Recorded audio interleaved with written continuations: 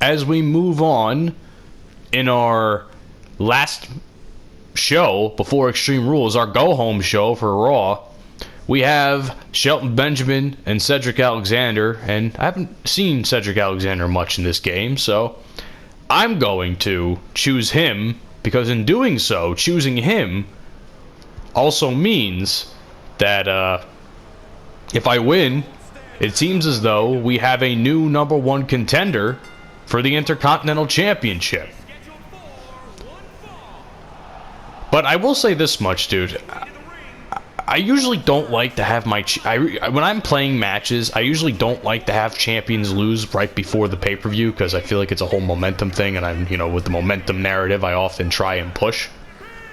Unfortunately, I don't have something for Shelton Benjamin at this point in time. I mean, there is another match later in the show, Andrade versus Miz, that I could have used, but honestly, I wasn't feeling it.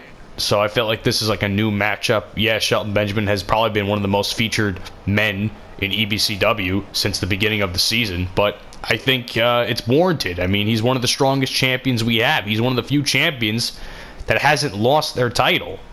I mean, at least since the beginning anyway. And that's a big statement. We've seen title changes in... God, I don't even know at this point.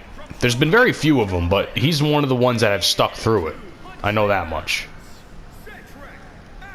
And now here's Cedric Alexander. Hey, you know what, man? I feel bad for this guy. I really do.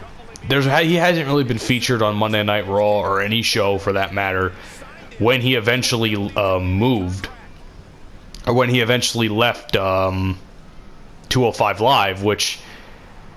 I hated that. I hated it, dude. I really do. 205 Live, I hate the shifting land. I love the show. Don't get me wrong. I love the Cruiserweight division. It's a show I've always supported, but I absolutely 110 hate the fact that there's always a changing landscape in divisions, in the division. Like, for instance, Buddy Murphy, Cedric, and Mustafa Ali, probably the best, or three of the best, I should say, of that division, they all of a sudden just left, and I hated that they had to start anew with some of these people. And now things with Drew Gulak have changed. Who else? Of course, there's been a couple people in the Cruiserweight division that have been accused of the whole sexual misconduct and sexual assault, so it's gonna be another changing landscape. It kind of reminds me of the whole deal when around the time of when Enzo was champ, how Rich Swann left the brand, eventually TJP, or I think so, this was after the fact, but TJP eventually left the brand. Who else can I name? And of course Enzo getting fired as well. That has probably been the most tumultuous division of the entire WWE.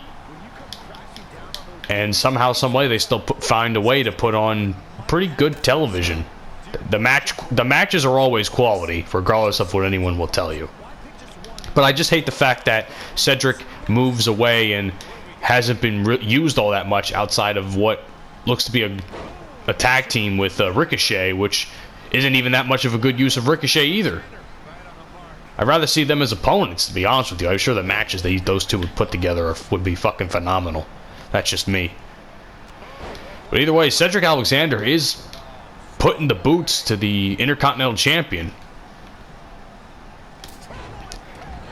If you guys want to know, one of my favorite, at least WWE game, 2K Cedric Alexander moments was back when me and my best friend Anthony did used to do the best of 7 series. He hasn't really bought any of the new WWE games, so I haven't really been able to do that with him as of recently. But one of my favorite matches was in I think it was our second series, our first or second, I think it was the second one, where me and him had a fucking war with like cruiserweight guys, and I don't know who he picked. I think he picked like Neville or some shit, and I picked Cedric Alexander, and it was fucking great. It was just such a great match, and I ended up winning that match with the lumbar check. It was so fucking good. At least I'm remembering it that way. I don't know. I could be wrong. It's been a while since I've looked at any of those videos. Oh shit, speaking of lumbar check, I just now have one. Dude, look at the sweat glistening off these guys. I don't know what it is, but for some reason, this game, like, has a very selective, when it comes to, like, you know, sweat mechanics and shit. Nice move there by Cedric. This game is very selective with its sweat mechanics. It's like one match, these guys, the men or women, are just completely dry as if nothing's going on. And then in this match, it's like everyone's sweating. I don't know. I still think this game is graphically probably one of the more biggest letdowns of the series. Hell, PS3 looked better than this. I'm not gonna lie. I just feel like this isn't up to par with games of the past. Oh shit! I was about to do the lumbar check, and now he's taking me to the corner. You bastard!